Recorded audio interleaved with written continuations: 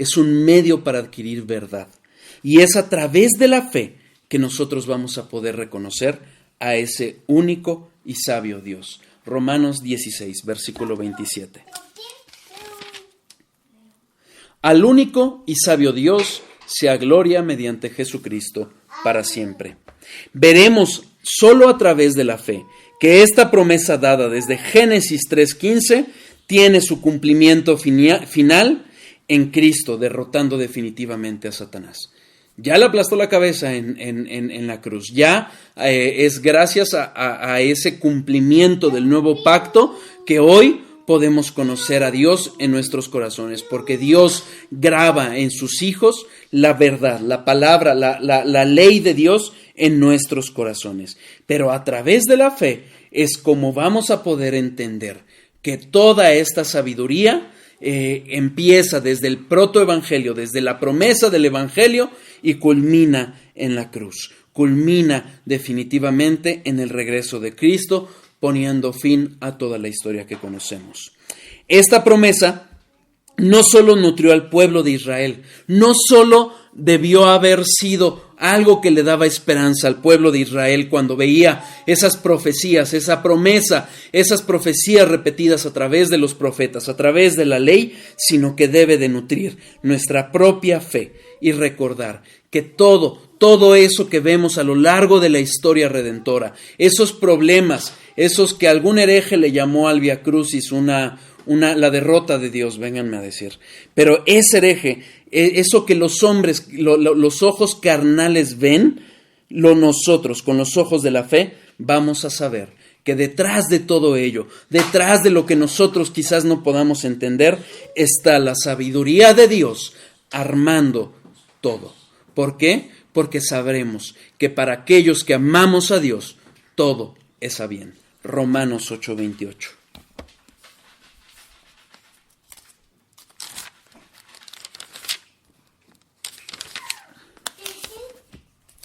Romanos 8:28. Y sabemos que a los que aman a Dios, todas las cosas les ayudan a bien. Esto es, a los que conforme a su propósito son llamados.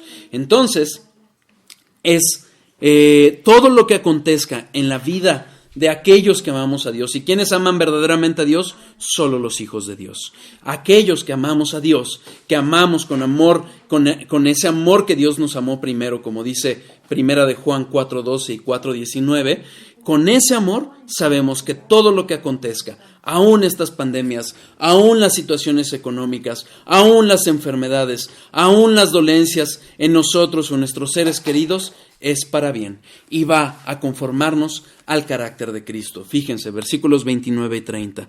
Porque a los que antes conoció, también los predestinó, para que fuesen hechos conforme a la imagen de su Hijo, para que Él sea el primogénito entre muchos hermanos. Y a los que predestinó, a estos también llamó, y a los que llamó, a estos también justificó, y a los que justificó, a estos también glorificó. Si nosotros vemos a lo largo de esta historia de la redención, esa sabiduría de Dios culminando la promesa dada desde el inicio de la creación, cuánto más en nuestras vidas estará la sabiduría de Dios conformando nuestros caracteres al carácter de Cristo.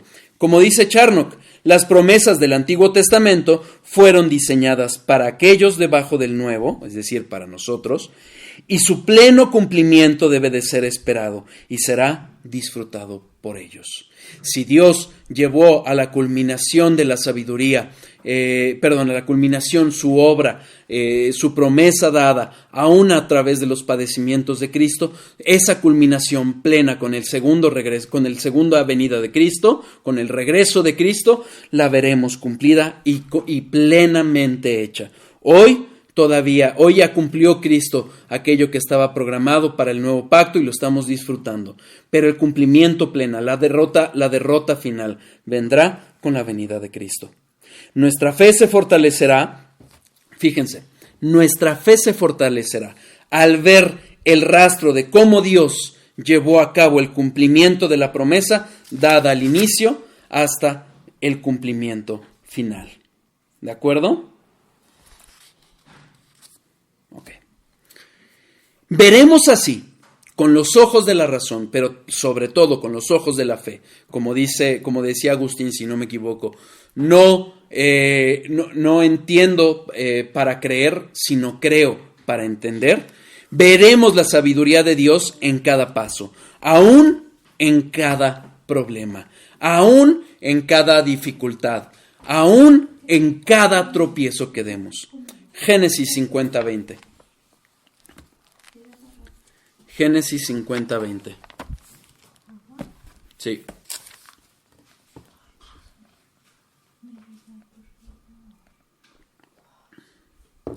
Génesis 50:20. ¿En qué momento estamos?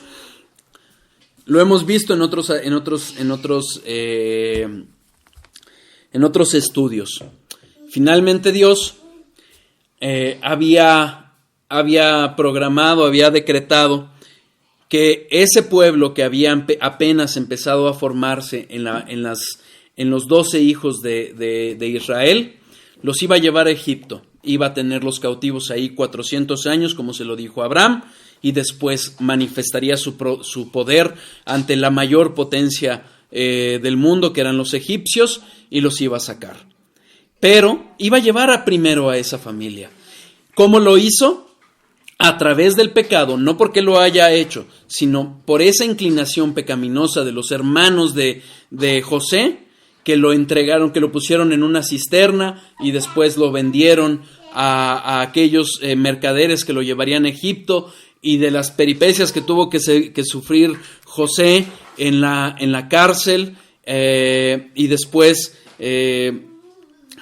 como siervo del capataz de Faraón. Fíjense cómo lo concluye ahora José, viendo todo para atrás. Cuando Jacob ya había muerto y sus hermanos temían que José, el segundo hombre más poderoso en Egipto, se vengara de ellos, los calma con estas palabras. Génesis 50:20. Vosotros pensasteis mal contra mí, mas Dios lo encaminó a bien, para hacer lo que vemos hoy, para mantener en vida a mucho pueblo. Dios en su sabiduría, no reaccionando al accionar de los hermanos de José, sino habiéndolo decretado todo, sin ser el autor del pecado, y para ello les pido se remitan a cuando hablamos acerca de la omnipotencia de Dios y de la soberanía de Dios, pero sin ser el autor del pecado, decretó todo de tal forma que obrara para bien. Sin duda, los hermanos de José serían responsables por sus pecados. ¿Por qué? Porque finalmente actuaron libremente, pero Dios, sabiamente, aún a través de esas inclinaciones pecaminosas, iba a llevar a bien todo esto que había acontecido. ¿Queda claro? Entonces, veremos con esta sabiduría de Dios, veremos esta sabiduría de Dios obrando a través de aún de los mayores problemas, de las mayores dificultades, todo para bien, para llevar a culminación completa y plena las promesas dadas, manifestando su gloria y siendo glorificado.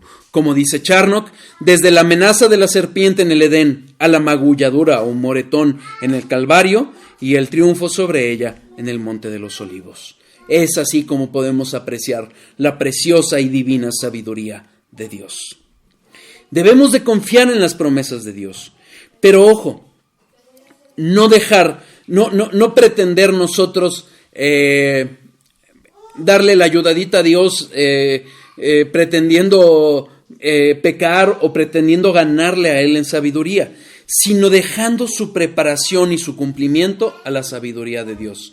Si algo hemos visto a lo largo de esta historia de la redención, es Dios obrando esa sabiduría, obrando con su poder, obrando con su providencia para cumplir lo que ha prometido. Nosotros sin duda somos responsables de lo que Dios ha puesto en nuestras manos, pero dejemos que la preparación y el cumplimiento quede a la sabiduría divina de Dios. Fíjense, Romanos 16:20.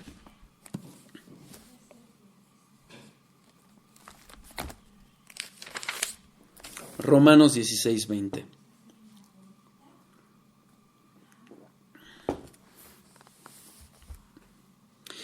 Y el Dios de paz aplastará en breve a Satanás bajo vuestros pies. Cuando nosotros oímos en breve, nosotros creemos que que podemos pretender demandarle a Dios el cumplimiento de todo lo que nos ha prometido ya. Pero no es así. Nosotros debemos de ver ese breve a los ojos de Dios, no a los ojos nuestros. Denme un segundo, por favor.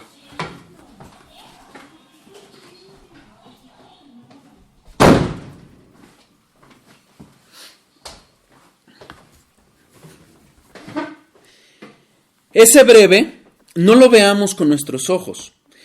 No dudemos que va a pasar, pero ¿a qué se refiere breve? Como dice MacArthur, los creyentes deberían darse cuenta de que están participando en el aplastamiento de Satanás, porque junto con su Salvador y debido a su obra consumada en la cruz, ellos también pertenecen a la simiente de la mujer. Antes que nada veamos que de la forma en que Dios está obrando en nosotros a través de esta vida, a través de las peripecias que pasamos, de las altas y bajas en nuestra vida cristiana, nosotros también participamos tanto de los sufrimientos de Cristo como de las victorias.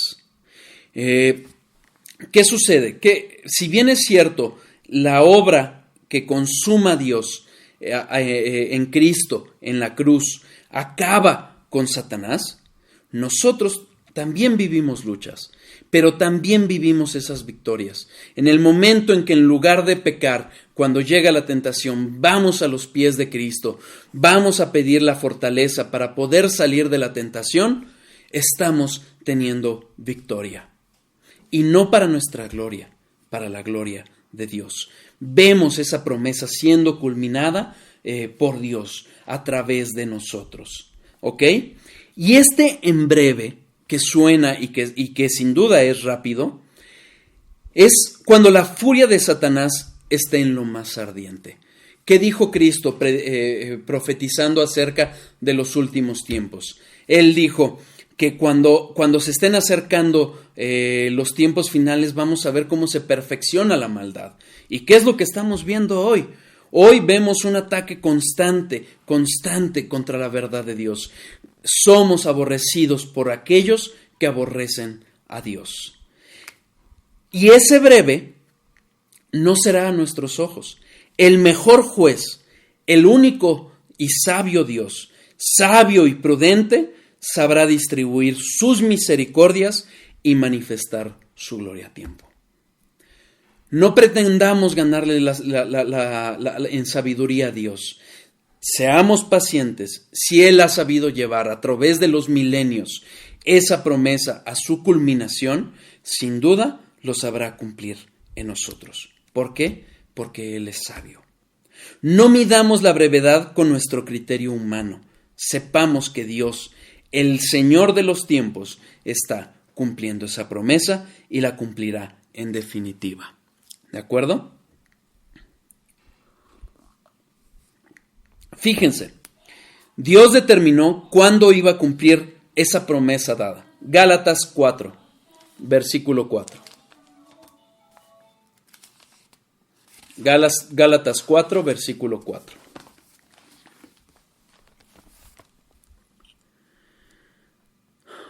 Pero cuando vino el cumplimiento del tiempo, Dios envió a su Hijo, nacido de mujer y nacido bajo la ley, para que redimiese a los que estaban bajo la ley, a fin de que recibiésemos la adopción de hijos. ¿Cuándo lo hizo Dios? Cuando se cumplieron los tiempos. Pero no olvidemos, como lo dice Hechos 17, versículo 30, que es Dios quien ordena todos los tiempos. Fíjense. Hechos 17, versículos 30 y 31. Pero Dios, habiendo pasado por alto los tiempos de esta ignorancia, ahora manda a todos los hombres en todo lugar que se arrepientan, por cuanto ha establecido un día en el cual juzgará al mundo con justicia, por aquel varón a quien designó, dando fe a todos con haberle levantado de los muertos. Es Dios quien determina todo, en su soberanía, en su omnipotencia, en su providencia. Él hace y determina cuándo se da el cumplimiento de las promesas. Ojo, porque no solo determinó cuándo iba a ser cumplida esta promesa, sino cómo, a quiénes y cuándo sería revelada esta verdad. Este misterio del que habla Pablo en Romanos